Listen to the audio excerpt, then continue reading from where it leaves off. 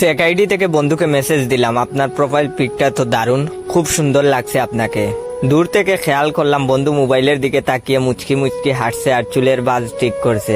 একটু পর বন্ধু রিপ্লাই দিল, কি বলে আপনাকে ধন্যবাদ দিব বুঝতে পারছি না, রিকোয়েস্ট পাঠাইছি অ্যাকসেপ্ট করবেন। আমি বললাম ভালো কিছুকে তো ভালোই বলতে হবে, এখানে ধন্যবাদ দেওয়ার কি আছে, আর আপনার মতো একজন হ্যান্ডসাম ছেলে আমার ফ্রেন্ড লিস্টে থাকা তো আমার জন্য সৌভাগ্য। এবার দেখি বন্ধু পুরা দাঁত বের করে হাঁটছে। কিছুক্ষণ পর আবার মেসেজ দিলাম, এই মিস্টার চুপ করে আছেন কেন? সে বলল আপনার প্রোফাইল পিকটা দেখেছিলাম। আমি বললাম তাই নাকি? সে বলল আমি বললাম তো কি দেখেছিলেন? সে বলল আপনি খুব সুন্দর, একদম পরীর মতো, সারাদিন চেয়ে থাকতে ইচ্ছে করে। আমি বললাম এভাবে বলবেন না প্লিজ, আমার শরম করে। বন্ধু বলল সত্যি বলছি, আপনি অনেক সুন্দর। এতগুলো ধন্যবাদ আপনাকে। আরে বলল একটা কথা জিজ্ঞাসা করব। আমি বললাম একটা কেন, আপনার যত ইচ্ছা জিজ্ঞাসা করুন। সে বলল আপনার কারোর সাথে রিলেশন আছে?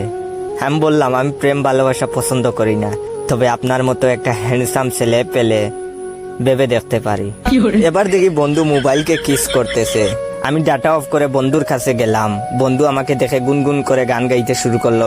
প্রেম সবারই জীবনে আসে, আমারও জীবনে প্রেম এসেছে, কেউ আমাকে ভালোবেসেছে, কেউ আমাকে ভালোবেসেছে। আমি বন্ধুর গান শুনে হাসি চেপে রেখে বললাম, ঘটনা কি দোস্ত, এত খুশি খুশি লাগছে কেন?